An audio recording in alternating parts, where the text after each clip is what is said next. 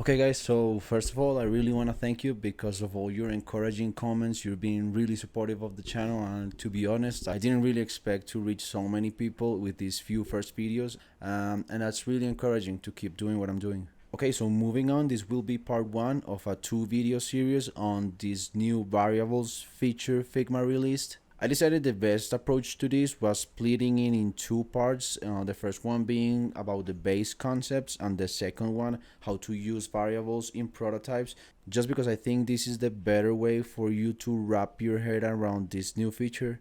And that's it. Let's get right into it.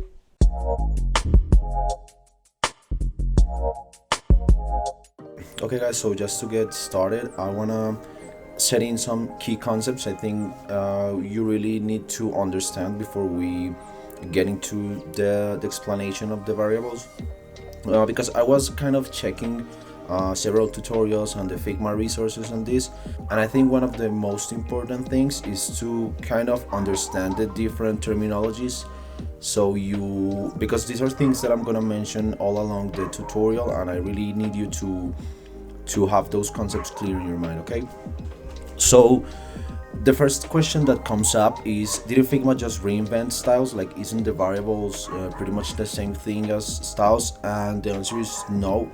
Before variables existed, styles were indeed like the most similar thing. They kind of served a similar purpose, but you're gonna see variables is a much more powerful feature. So the first thing is styles. So styles are used to define and reuse properties across your design system, like colors, text, effects, and layout grids. Some of the characteristics of styles is the first one, and the thing that you will see separates them the most from variables is that they're static, meaning when you define a style, it is set. I mean, you can change it, but once it's defined, it references a single value. So if you make that, for example, a hex code, FFF, meaning white, it's gonna be that color and no other color. I mean, that style is gonna be associated to one hex code, right? They can also contain multiple values, so they can define things like gradients or drop shadows. So a gradient has to be composed of at least 2 colors, meaning 2 hex codes. As a single style can store multiple values. And finally, styles cannot reference other styles. They just reference a code value, right? So if I have a style named background, that style will have to reference a hex value. I can't have a style named background that then references other style named, for example, white 50. On the other hand, variables have a similar definition. So they are used to store reusable values that can be applied to all kinds of design properties and prototyping actions. The difference in the definition is that variables can be used in prototyping, and you're gonna see that in the second part of this video. But some of the characteristics you're gonna see, the most important one and the one that separates it the most is that they are dynamic and they can actually reference other styles and variables. So with variables, I can have one that is named background color that then references another one named gray 50, and that gray 50 variable then references another variable that is actually a hex code. So another characteristic of variables is they can only store raw values. So for example, hex codes or pixel values. Different from styles, they cannot store gradients or effects, for example, drop shadows. Okay, next we have tokens, which are variables that reference other variables. They are basically used for the same thing, just kind of making an efficient use of design decisions that you will use repeatedly all across your designs. But in this specific case, tokens consist of 2 parts. The first one being, or 2 variables if you may, the first one being a self-explanatory name, which in the example is background primary, and then that first variable references another variable which can be a hex code, right? So one of the characteristics of tokens is that they consist of 2 parts, and one of them must be a semantic name that describes what value they make reference to. And finally, we have themes, which is kind of an overarching visual identity of the digital product. So basically this kind of encompasses these other definitions and elements I've been describing. The theme is kind of in a superior hierarchy. So when you make a change in a theme, that change might affect styles, variables, and tokens. So theme is kind of the biggest hierarchical elements, which encompasses the rest of them. Okay, and here's how everything connects. The highest hierarchical element in this system will be a theme. That it can be a lot of things, but in this example, and to make it easy to understand, you can think of it as a dark or light mode. For example, if you switch from light to dark mode, that's gonna affect on the rest of the design system. You know, like single change in the theme is gonna change everything beneath it. After the theme, you have tokens, which are high-level variables that reference other variables and have a semantic name. So it's gonna be a descriptive name, such as bottom field primary, and then that token is gonna reference some base variables which are associated with things like hex codes, right? And these ones are not semantic. They can be just the color value, right? So how this works is if you change from one mode to another, for example, if you change from light to dark mode, it's gonna prompt the token to take in a specific value of one of the base variables, being a darker or a lighter color, right? So I hope that makes everything clear. Okay, and now that you have the definitions clear, why should you care? I mean, what's the use of variables? Why should I learn this complex concept?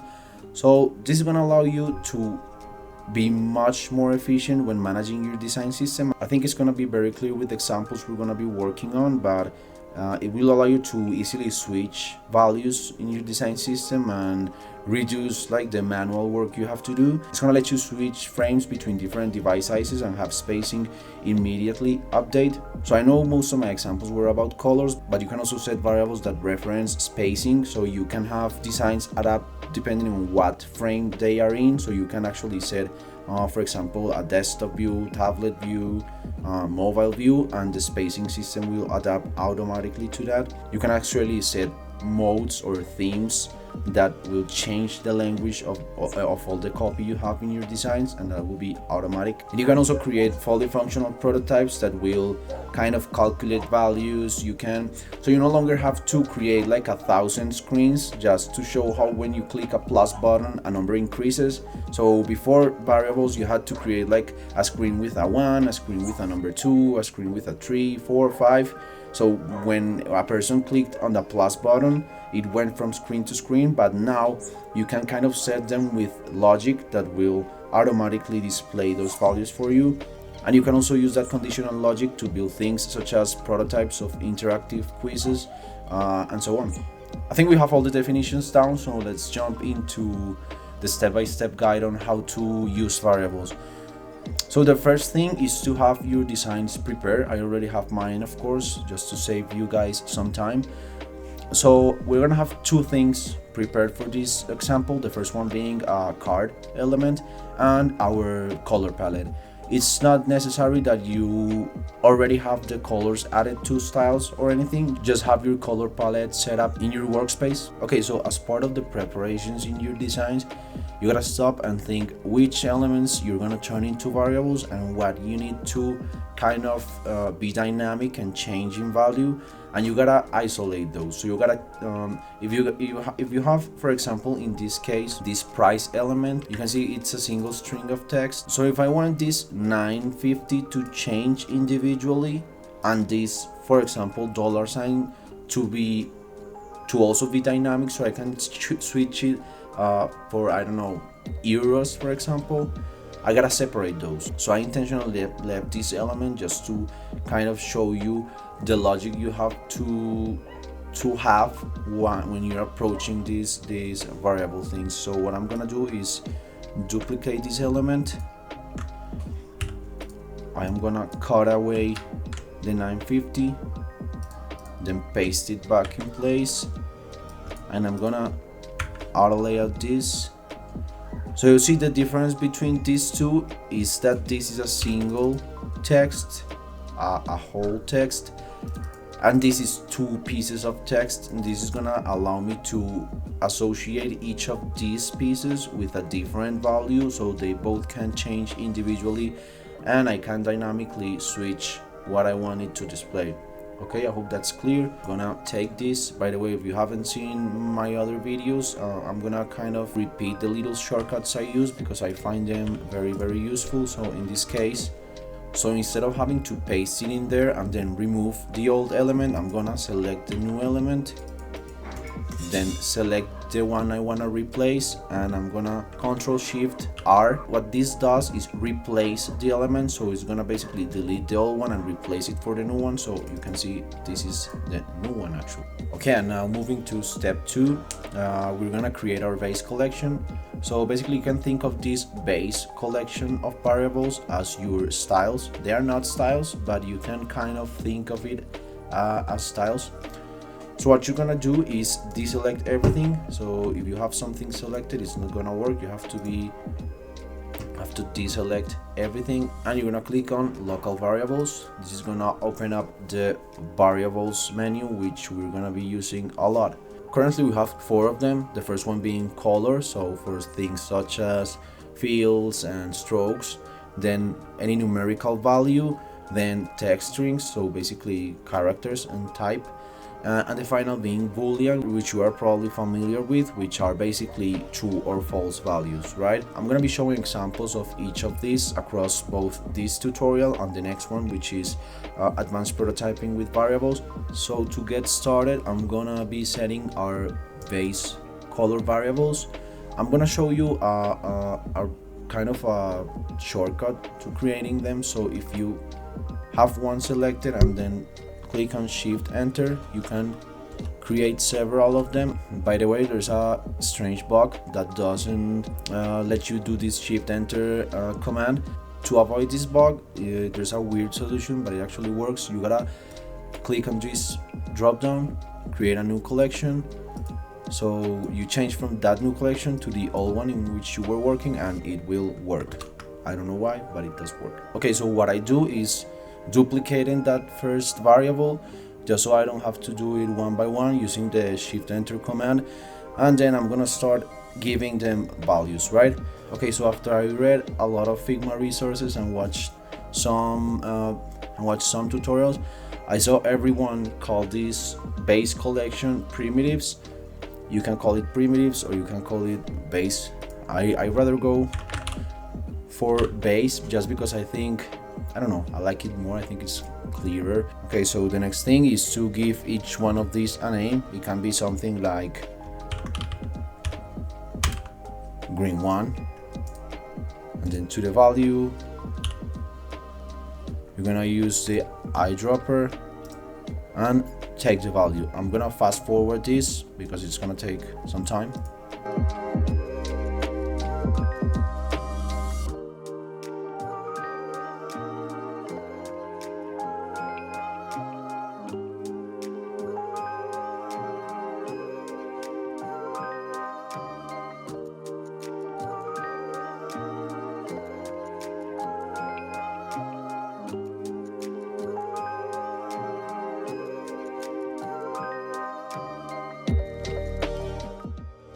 Okay, now what we're gonna do is kind of organize this a bit, because as you see we have a lot of variables. So what I'm gonna do is click and holding Shift, I'm gonna select all of my greens. I'm gonna right click and new group from selection. What I'm gonna do is rename this group as brand, because these are my brand colors, / green. What this is gonna do is create a first section named brand, and inside that section is gonna place my green folder.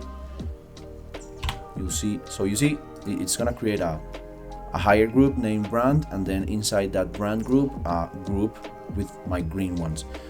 So I'm gonna go back to all my variables and do that for every color group. So Shift select all of them, new group, brand / purple, and it's gonna place that purple group inside my brand colors next to the green one. We're gonna do that for the blue colors, blue, and I'm gonna create a separate group for the neutrals. So this one is not gonna be named brand, simply neutrals. Okay, we have all our color variables down. Let's move on to our spacing variables. So you're gonna click in create variable and then number. So assuming we're gonna use a 4 pixel grid, I'm gonna create spacing values that are all multiples of 4, right? So I'm gonna call this 0x, 1x, 2x. So I'm doing this just to give it a name that is easy to identify, but each one of those is gonna of course have a value which is a multiple of 4, but the first one being 0, then 1x meaning 4, 2x meaning 8, and so on. Then we're gonna create a group for all of these, so shift select them, new group. So I accidentally created that inside of the neutrals group, but I just have to drag it outside of that folder. Okay, so at this point you might think we're ready to apply these variables into our designs, but that would be actually the same thing as using styles. And the whole point of using variables is adding an extra level of flexibility. So this is our base variables, and these are not the ones that we're applying. These are just our base values, which our higher level variables or tokens will reference. If it still seems a little complex, don't worry, just keep watching and you're gonna grasp the concept of it. Okay, so we're not applying any of these to our designs. What we're doing now is creating another collection. So everything we have created until this point, brand, colors, the neutrals, and the spacing variables, all of those are inside our base or primitives folder, however you want to name it to make it kind of clear in your mind. So now we're going to create another collection. Just click on the drop down, go to create a new collection. I already have an empty one, so I'm going to go into that and I'm going to rename this to tokens. So this time we're not using names like green 1 2 3 4 as we did in the previous variable collection, in the base collection. In this tokens collection we're gonna give them descriptive names, so when you read it you already understand what value it's gonna take in the design. So for example, I'm gonna create a color variable and I'm gonna name it button fill primary.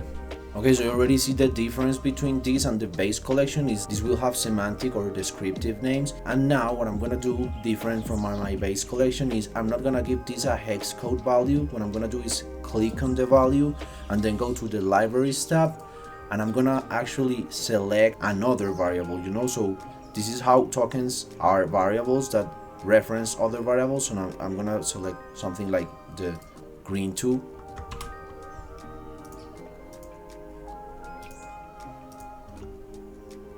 You see how it didn't let me duplicate this. I went to the base collection and came back to this one, and for some reason it works.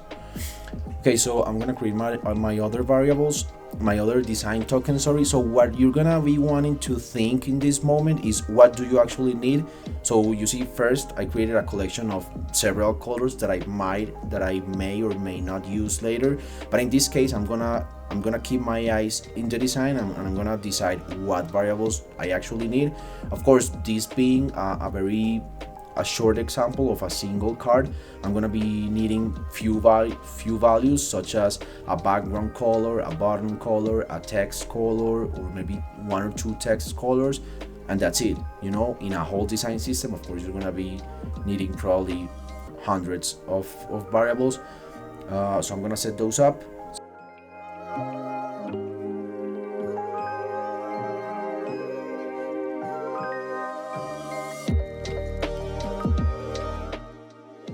Guys, just this is not related to this, but just a quick way to know if a color is actually too light for text. You already probably know this, but so the way to know that is you're gonna use a plugin named Contrast, or Stark is another good one, to check accessibility standards. So you're gonna have that color and the background in which you're gonna place the text. So you run the contrast plugin and you're gonna select what you wanna check, and you see it fails. But the next one, yeah. So you see, I have to use the grade 7 because previous one does not comply with accessibility standards.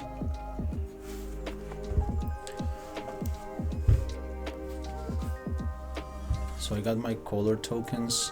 I have all my color tokens set up. I'm gonna move to my spacing tokens. Variables, spacing 0x. Okay guys, you see in this case, whenever you see the hexagon icon, that's the icon for variables. So you're gonna click on that. So I'm inside the tokens folder. So when I'm giving this a value, I'm not leaving it as a raw value, I'm gonna link it to another variable. So I'm gonna click on the variable icon and link it to the 0x, the 1, then 2, and so on.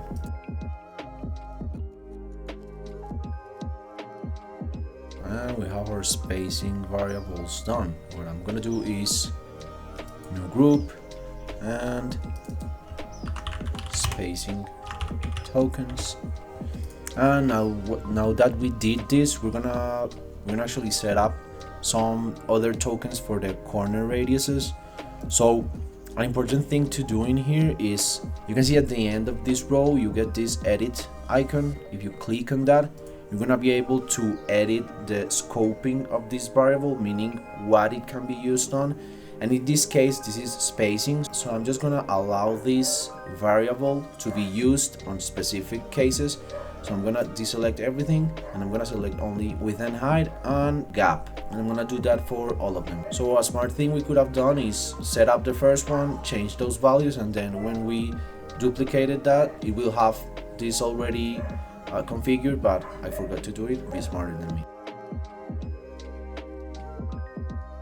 What I'm gonna do now is set up the radiuses tokens. So I'm gonna actually duplicate the spacing ones, rename it to radius. I'm gonna change this to radius. And I'm actually gonna change this final one to something like radius full or radius 360, just meaning it's gonna if I have a button, it's not gonna be just a corner radius but a full radius. So I'm gonna give it a very, so to do that I'm gonna have to go back to the base one and to the spacing, and then add a new one which I'm gonna call 100x, just to keep like the coherence with the names. What this is gonna do is, if I apply a radius of 400, it's just gonna make it fully round, you know, like to a button or to a text field. I'm gonna go back to my tokens, radius tokens, and radius 360. Okay guys, so I think we are all done setting up our variables and our tokens.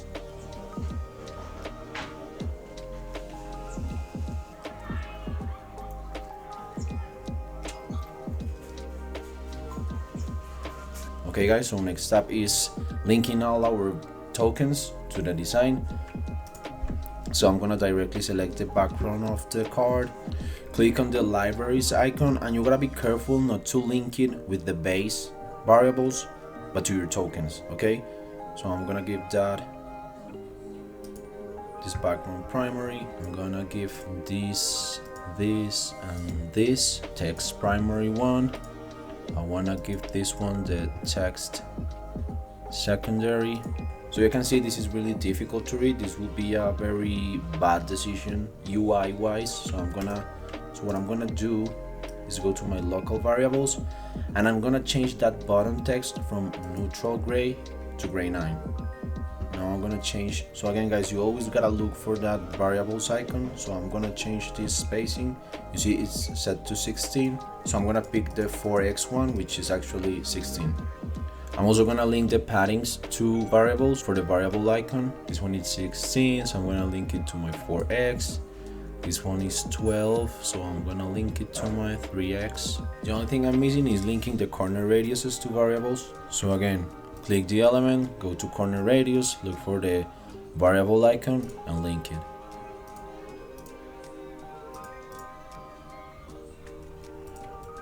Okay guys, let me now show you why variables are superior to styles. So let's say you want to change something like your bottom color, right? So it's going to be very easy. You just go to your variables panel and you search for your button, which is bottom field primary, and just select a new variable, and that makes it really easy. This looks horrible, so I'm going to change it back. But you're going to say, well, yeah, but you could do that with styles, didn't you? And the answer is yes, but first of all, with variables you have semantic names, which are going to allow you to quickly identify the element you want to switch, in this case my bottom field primary. So again, let's say I want to change the bottom the button text, right? So if I was working with styles, I will have two options. The first one is changing the style itself, so editing the color of the styles. But you're gonna notice this color is linked to the darkest color of my design system, so to my darkest base variable, but also this text is, and also this text is. So if I change that, if these were styles and I change that, it will change everything that is linked to that particular style in my designs. And the other option is I will have to manually go to this text and change the style on it, but then I will have to do that to every element. I mean, in this case it will be easy because I just have a card, but if I had a whole design system, then I will have to go back and change everything that was linked to that style. I will have to link it to the new color, you know. So I will have to first unlink it from the main color, so it doesn't screw up the rest of the elements that are linked to it, and then I will have to relink it to a new style, like manually, and that would be very tedious. But in this case that I'm using variables, you can see that both of these texts and also the text in the button are linked to the same variable, but they are independent tokens, because one is set up specifically for my button text, and the other is set up specifically for a primary text. So even though they reference the same base variable, I can individually change it. And if by any chance you still want to change like the whole base variable, it's really easy. You just gotta change from the tokens folder to your base collection, and you can actually change the base variable, which we are using kind of a style. I mean, and I want to be very clear, these are not styles, but if you want to use it as a style, if you want to change everything that is linked to it, you can actually just go there and edit this darkest color, which is the one I have the button text and the primary text associated with. If I change that, you're gonna see the design automatically updates. So I can also do that. Okay guys, this is the final step, and this is another argument for the superiority of variables against styles, and it is themes or modes in this case. And I'm gonna show you how this works by creating a dark mode for this particular card. So what we're gonna do is again open our local variables, and you're gonna notice we have a plus icon in here. You're gonna click that. Shit guys, I actually forgot, for you to be able to use more than one mode, you're gonna have to have a Figma subscription. So let me do that real quick.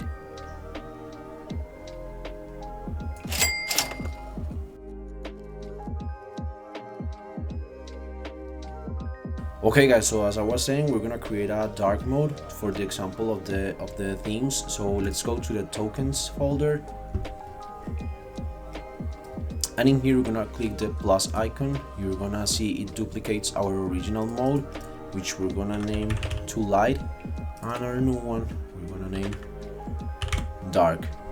Okay, so all the spacing and radius tokens I'm gonna leave the same, because I mean, if we're creating a dark mode, it wouldn't really make sense to change them based on that. But we're gonna have to change our color tokens. So first I'm gonna change the background primary, which I'm gonna make, let me make that the first one, and in this case I'm gonna make it the darkest color. I'm gonna change the green to a lighter one, change the text primary to the white, then the text secondary maybe to the third, to gray 2, and I'm gonna leave my button text as it is. I'm gonna go ahead and duplicate my card. With that card copy selected, I'm gonna go to the layer section. I'm gonna locate the change variable mode icon, and you're gonna see if I go into tokens, it's gonna have light auto selected. This is because it basically grabs the first mode you add as the automatic one. But if I change that to dark, it will actually apply the dark theme. You're gonna see everything that I set up to change is already automatically changed. The bottom color, this text is the secondary color, this is the primary one, and of course the background color for the card. Okay guys, now let me show you some extra cool thing. I'm gonna create a frame in here, give it a background from my color tokens, put my component inside of there, and this time I'm gonna change the mode of the parent component, which is the frame that contains that. So again, I'm gonna go locate the layers panel, click on the change variables token, and this is set to light. Then I'm gonna create a new one, and you can notice I can actually set it. It creates a drop down for me, and I'm gonna set it to dark, and automatically everything containing that frame in that parent component will change its theme to the dark mode. Let me delete that. Check this out. If I drag this from the light mode to the dark one, it will actually automatically grab the characteristics from that. So I hope you're starting to understand how this is gonna save you like a lot of time. So yeah, that's it for the light and dark mode, and I'm gonna show you a last example of how themes can be used in a variation of language. So again, I'm gonna open my local variables. Okay guys, so now we're gonna create a mode in which this translates this from English to Spanish, so language mode. You may ask, where do we create this new mode? So my logic behind this, this might not be the best approach, but this is how I will do it. So I will leave my base variables alone. I won't add anything more to that, and my tokens collection already has a light and dark mode, so I will want to create a new collection just for the language mode, so it kind of doesn't mix the light and dark mode with the language mode and creates two separate possibilities, or two separate switches in between modes, one for the light and dark and one for the language mode. If my logic behind this is incorrect and you guys kind of have a different approach to this, let me know and share it in the comments. But yeah, this is how I'm gonna approach it. So I'm gonna create a new collection, name text. Okay, and now you're gonna start creating the variables. You gotta think what parts of this card need to be translated in case we switch languages. So I'm gonna go ahead and create a variable, a string variable. Let me duplicate that. So the first one, I'm gonna name it product name, and I'm gonna copy this information. At the time it is unlinked, but I'm gonna, just to save time, I'm gonna copy the information which I already input in the component, but then I'm gonna have to actually link them because in this moment they are completely disconnected. I'm gonna create one for the price.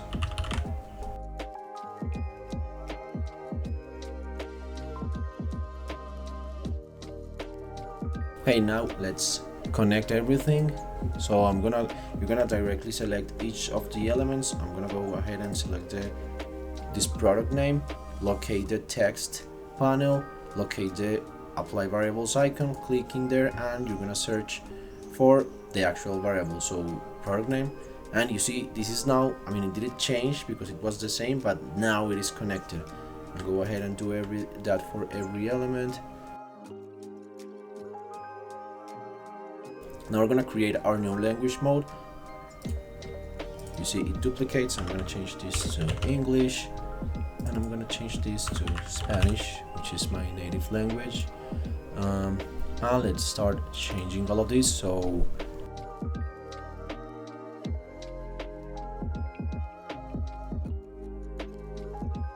we still have the frame element around our card component, and you're gonna see I'm gonna go back to the layer panels, locate the variables icon, click on there, and I'm gonna get a new menu, which is the text one. I'm gonna change this to English, and it's gonna take it out of there. It's gonna put it in directly in the layers panel, so you can easily access it. I duplicate this, and you see if I change from the English mode to the Spanish mode, everything is gonna get automatically translated. So I can actually apply this. So this is light mode and English, and I can turn this into Spanish and dark mode, and everything will change accordingly. And to do this with styles, let me tell you, it would take a lot of time. If you had some complex designs, you're gonna take forever to do this, and you will actually have to update everything, and then you couldn't go back to your light mode. So yeah, I hope you can grasp how much of a powerful feature this is. It's really mind-blowing. The possibilities are really endless with this.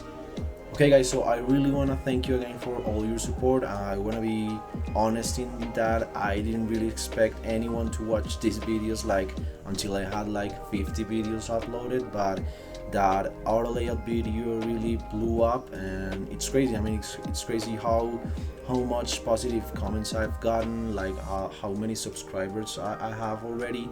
I mean, I know in the big scheme of things, or what people consider big, I don't have a lot of subscribers, but for me it's actually unbelievable. You know, I think about each and every person. I think there's like 200 persons in this moment, and I think, I mean, I think I just think like 200 is a lot of people. You know, if you had 200 persons in front of you, that would be a fuckload of people. And I'm actually really thankful with you guys for showing a lot of support and for your nice and kind comments. I really do take everything you say into consideration. I have tried to speak slower. I'm trying to make everything part of a playlist. Like everything you've commented, I'm actually trying to do it. And yeah, I mean, really guys, from the bottom of my heart, thanks again.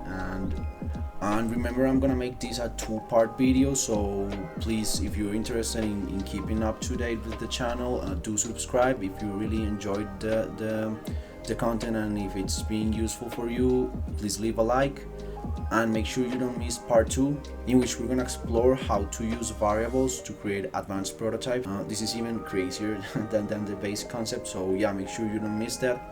Okay guys, so in this one, I think it doesn't make much sense if I send you like if I upload like a practice file, because the whole point of this is kind of creating the variables and the tokens from scratch.